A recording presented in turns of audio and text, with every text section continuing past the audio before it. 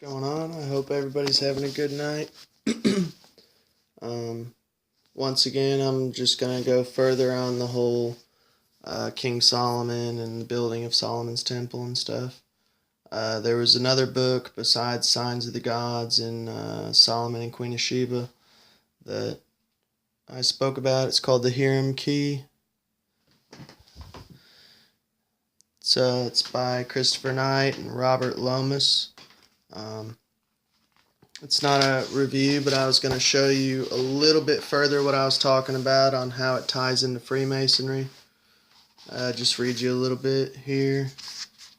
But I don't know. I've been interested in Freemasonry. It is kind of odd, like a lot of the presidents and astronauts, NASA astronauts and stuff are Freemasons. Seems like people higher up in rank, government-wise, are Freemasons. I got some family that's Freemason. I got a particular family member who's 33rd degree, which is the highest degree of Freemasonry. I've always been kind of scared to join because I'm afraid it's one of those things you get into, you can't get out. Another thing, too, that put me off about it was I actually kind of looked into it about joining, and you have to believe in God. And that's one thing that I might be an ancient astronaut theorist, but in the end, it's a theory, it's not a religion. And for me to say there is a God, like, I don't think anybody can do that, I mean, you just can't.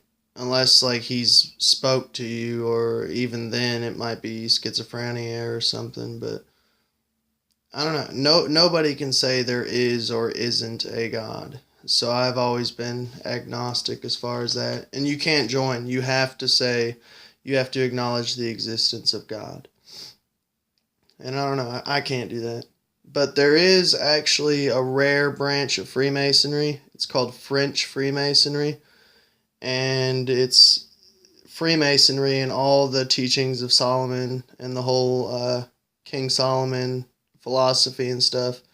But it's atheist version. And unfortunately, that's not available within the United States. Probably in Canada, because they have Quebec and French, a lot of French-speaking people and stuff there. It might be available there. Hell, if they brought French Freemasonry to the United States, I might join, but until then, nah, probably not. But I was just going to read, this is the Master Mason degree, and like I said, this is from the Hiram Key. It's Christopher Knight and Robert Lomas. Both are Freemasons. Both are releasing information. But as Freemasons taking the vow, when you first join, you can't release all the information. So there is parts changed, and they even said it's slightly changed because you're not allowed to just release all of it, and it is fragmented. But I'll start here. It's page 9, the Hiram Key. Some months later, as a fellowcraft wearing a white apron with 2 blue rosettes, I was eligible to be raised to what is often called the sublime degree of Master Mason. But first it was necessary to prove my competence once again by learning the answers to more test questions. During the putting and answering of these questions, my attention was drawn to the fact that our ancient brethren received their wages in the middle chamber of King Solomon's temple. And once again, this is why it's connected. It's the whole building of the temple process and stuff, the masonry of it. Without scruple or diffidence from the great reliance they placed on the integrity of their employer. In those days, careful study of the Bible had found no mention of any middle chamber of Solomon's temple. Such a factual mistake is unlikely, so to make sense of it, we assume that the test questions indicated that the brethren had been able to trust their employers in the past, but might not be able to do so now. At this stage, I was also given an apparently biblical reference that does not exist in the Bible, which means you're not going to find this in King James Bible, but which points towards the mission with which I would be entrusted once I raised to the sublime degree of a master mason. For the Lord has said, in strength will I establish my word in mine house, that it will stand fast forever. This quotation proved to be extremely important, although it makes no sense to the modern Freemasons, and it made no sense to either of us when we first heard it. I was then entrusted with a password which enabled me to re-enter the temple. When the proceedings had been opened as a Master Mason's Lodge, things this time were very different and dramatic. I re-entered the temple to find total darkness save for the glimmer of a candle burning in the east in the front of a worshipful master. In the very large windowless room, the solitary candle gave precious little illumination, but once my eyes had adjusted, it was possible to make out faces behind it, and just pick out the form of the whole temple in shades of black and dark gray. Dramatically, I was then informed that the subject of this degree was death itself. The ceremony started with a brief resume of previous degrees. So basically, it's the whole dying and being risen again, which you find that in Christianity, and this whole book talks about, you find it in the ancient king-making process of ancient Egypt, the Pharaoh-making process. And you'll find it in Skull and Bones, which I'll cover that in another video. But we'll get into it. Brethren, every degree of masonry is progressive and cannot be attained but by time, patience, and assiduity. In the first degree, we are taught the duties we owe to God, to our neighbor, and to ourselves. In the second degree, we are admitted to participate in the mysteries of human science and to trace the goodness and majesty of the Creator, but minutely analyzing His works. But the third degree is the cement of the whole. It is calculated to bind men together by mystic points of fellowship, as in the bond of fraternal affection and brotherly love. It points to the darkness of death and to the obscurity of the grave as a forerunner of a more brilliant light, which shall follow as the resurrection of the just, when the mortal bodies which have been long slumbering in the dust shall be awakened, reuniting to their kindred spirit and clothed with immortality. A prayer was then said which concluded, like I said, it's fragments. We beseech thee to impart thy grace to thy servant who seeks to partake with the mysterious secrets of a master mason, endue him with such fortitude that in the hour of trial he fail not, but passing safely under thy protection through the dark valley of the shadow of death, he may finally rise from the tomb of transgression to shine as the stars forever and ever. The ceremony proceeded in a manner not too dissimilar to the previous occasions, up to the point where I was obliged to act out a remarkable story which explains the manner in which the true secrets of Master Mason came to be lost.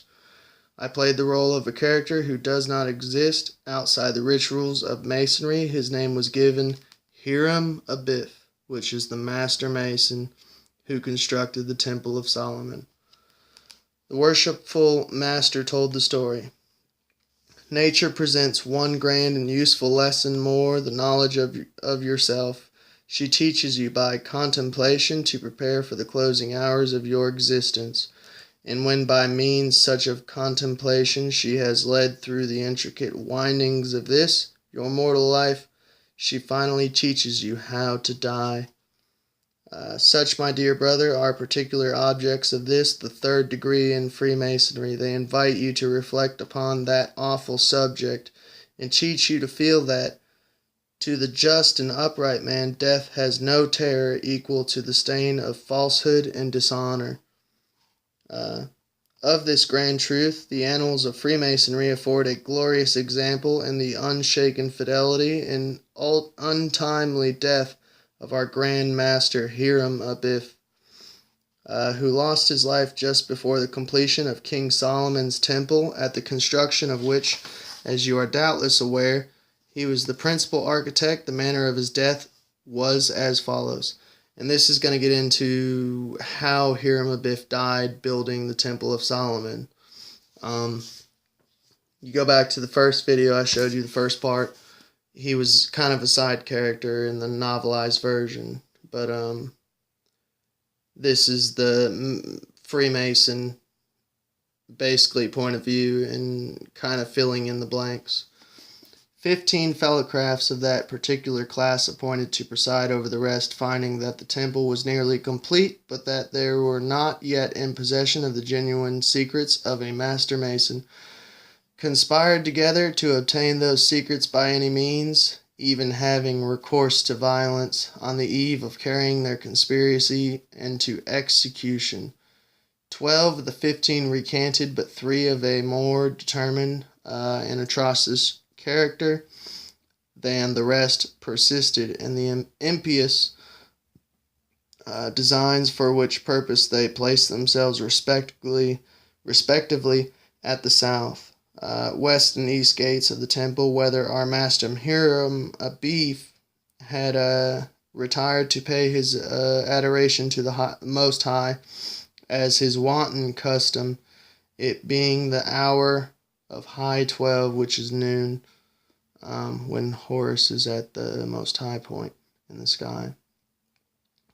His devotions being ended, he prepared to retire by the south gate, where he was accosted by the first of these ruffians, who, for want of a better weapon, had armed themselves with a plumb rule, and in a threatening manner demanded of our master Hiram Abiff the genuine secrets of Master Mason, warning him that death would be the consequence of his refusal.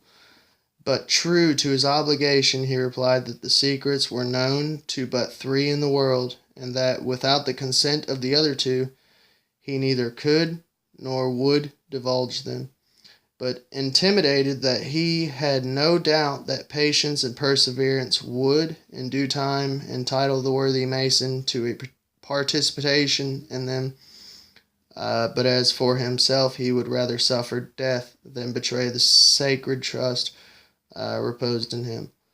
This answer not proving satisfactory, the ruffian aimed a violent blow at the master's forehead, but startled by the firmness of his demeanor, and only glanced down his right temple, yet with sufficient force to cause him to reel and sink to the ground on his left knee.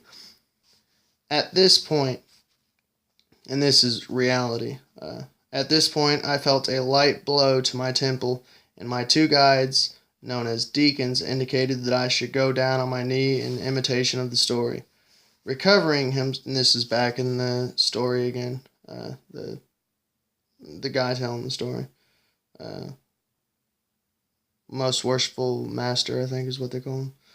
Recovering himself from this situation, he rushed to the west gate, where he stood opposed by the second ruffian, to whom he replied as before, yet with undiminished firmness. With the ruffian, who was armed with a level, struck a violent blow to the left temple, which brought him to the ground on his right knee. This is reality.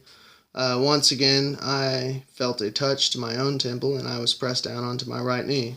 Back into the story. Finding all chances of escape in both these quarters cut off, our master staggered, faint and bleeding, to the east gate, where the 3rd ruffian was posted, and who, on receiving a similar reply to his insolent demand, for our master remained true to his obligation, even in the most trying moment, struck him a violent blow in the center of his forehead with a heavy stone maul, which laid him lifeless at his feet. Such was the manner of his death. In the light, the candle, I saw the worshipful master reach forward over his pedestal with an instrument which touched my forehead, and I felt many hands pulling me backwards to the floor. I was held straight, and my feet were kept in place so that I hinged backwards as I swung into the darkness. As I touched the ground, a funeral shroud was immediately draped around me, so only my upper face was uncovered. The worshipful master continued. I'm going to stop there just for a second, because this is very similar to the Skull and Bones ritual initiation, and I'll get into that later, another video. But it's very similar, the whole death and rising again, illumination, you are now brought into the light, and ancient Pharaoh making process. Brethren, in the recent ceremony, as well as in the present situation, our brother has made to represent one of the brightest characters in the annals of Freemasonry, namely Hiram Abiff, who lost his life rather than betray the secret trust reposed in him, and I trust that this will make a lasting impression, not only on his, but on your minds, should you ever be placed in a similar circumstance of trial. Brother Junior Warden, you will now attempt to raise the representative of our master with the grip of an entered apprentice. Junior Warden reached down, took my hand from under the shroud and pulled. My hand fell through his fingers. Worshipful master, this grip proves to slip. Shadowy figures marched around my grave for a few moments before the worshipful master spoke again. Brother Senior Warden, you will try the fellowcraft grip. This proved as ineffectual as the first attempt. Brother Wardens, you have both failed in your endeavors. There remains yet a third and particular method known as the lion's paw or eagle's claw grip, which is given by taking a firm hold on the sinews of the wrist of the right hand with the points of the fingers and raising him on 5 points of fellowship, of which, with your assistance, I will now make a trial. The worshipful master gripped my wrist and tightly pulled, hinging me instantly upwards. Once again, unseen hands took my weight. As I reached the vertical position, the worshipful master whispered 2 particular words in my ear. I now knew both parts of the Mason's word. At the time it was meaningless, but through our researches, we have discovered its ancient and fascinating meaning, as will be shown later. Thus, my dear brother, we all have all Master Masons been raised from a figurative death to a reunion with the companions of their former toil. Let me now beg of you to observe that the light of a Master Mason is but as darkness visible, serving only to express that gloom which hangs over the prospect of futurity.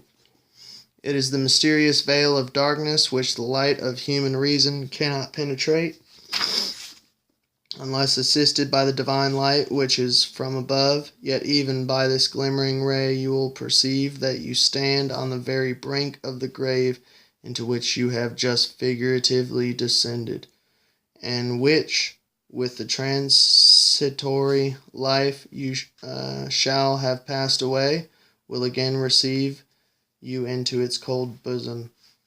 As the worshipful master spoke these chilling words, he directed my gaze downward to my right, where I could just pick out of the darkness the shape of an open grave with a human skull and a pair of crossed thigh bones at its head.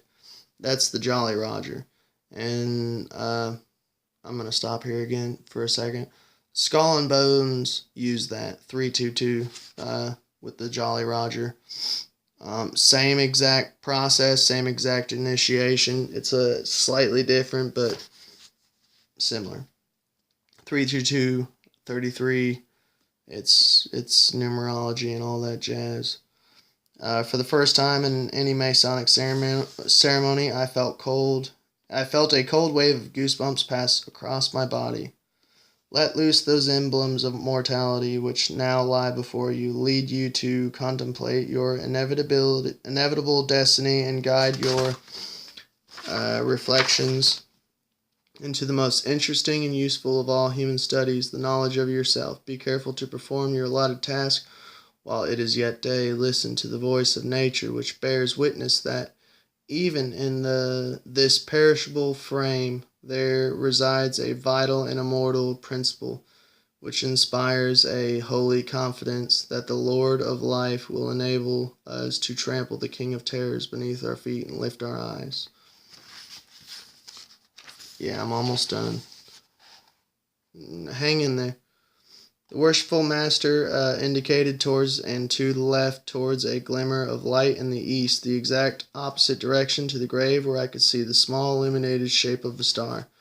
To that bright morning star, whose rising brings peace and tranquility to the faithful and obedient of the human race.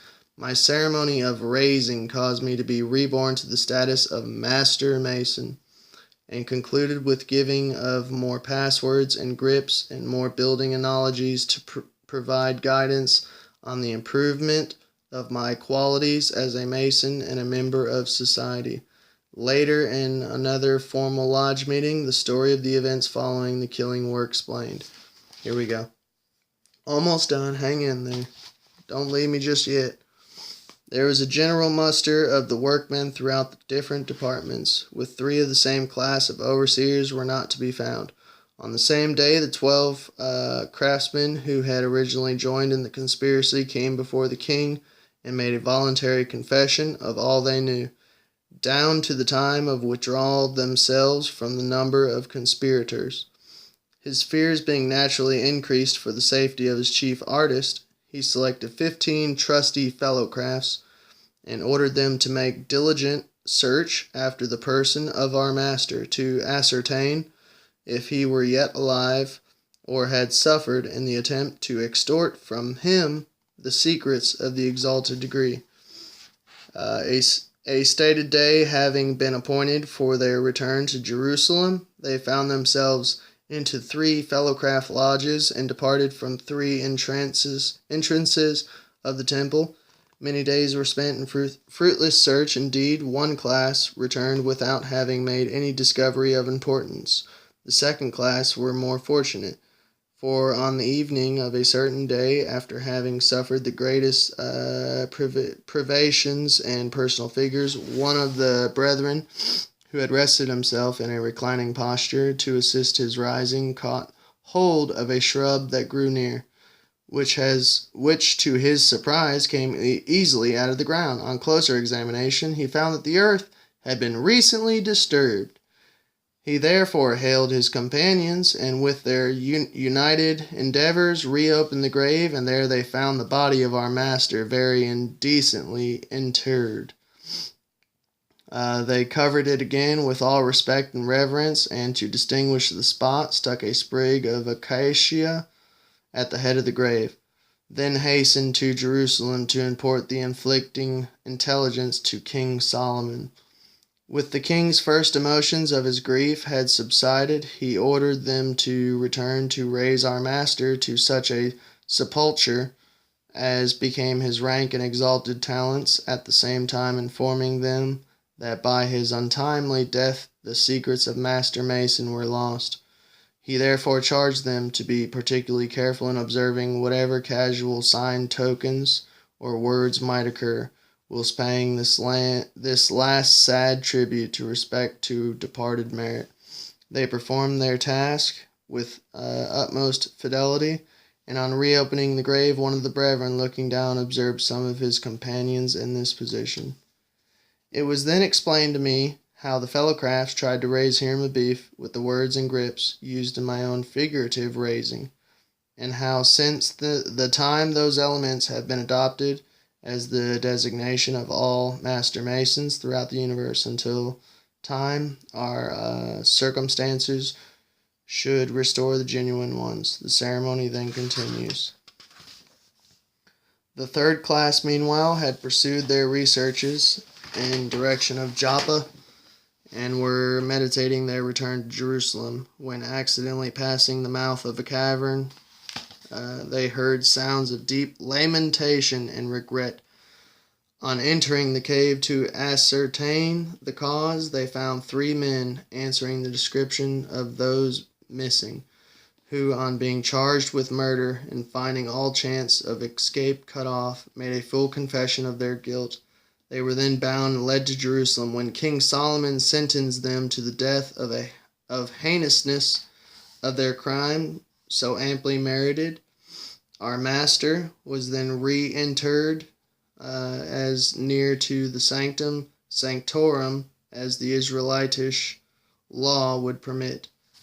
There in a grave from the center 3 feet east and 3 feet west, and 3 feet between the north and south, and 5 feet or more perpendicular, he could not be put in the sanctum sanctorum because nothing common or unclean was allowed to enter there. Not even the high priest, but once a year, nor then until after many washings and purifications against the great day and expiation for sins. For by the Israelitish law all flesh was deemed unclean. The 15 trusty fellowcrafts were ordered to attend the funeral, clothed in white aprons and white gloves as emblems of their innocence. The ceremony continued in a manner similar to the 2 former degrees, and I emerged a full master mason some months later when there was no candidate to progress. In the lodge meeting, a past master gave an explanation of the 3rd degree. All right, pay attention. Right here is the key. Hang in there. Don't stop watching. The 3 villains who murdered Hiram Abif were identified as Jubela, Jubela, Jubelo, Jubelo, and Jubelum, Jubelum, known jointly as the Juwes, not Jeus or Jews, spelt. This is spelt known jointly as the Juwes, Juwes, pronounced Juwes. And I'm going to end it there. I'm going to get into next video. I'm probably going to honestly finish up this rabbit hole, and I thank you for hanging on and chilling with me and watching this. I'm going to get into this book, Jack the Ripper, and show you how it is connected. And how some evidence was literally washed away by London police. I'll get into a little bit of Skull and Bones, Secrets of the Tomb. Until then, I got a little homework assignment. If you got time and you can, rent this or buy it or however you come across it, watch this movie. It's called From Hell. It's not nonfiction or nothing. It gets into the Jack the Ripper murders and the connection of the murder of Hiram Abiff. That's a little homework assignment to you. If you haven't seen it, watch it. Worst case scenario, you enjoy a good movie. I'm not saying it's true. I'm just saying there is something to that movie that they're trying to tell you. And I will talk to you about it the next video. Godspeed. Y'all have a good night.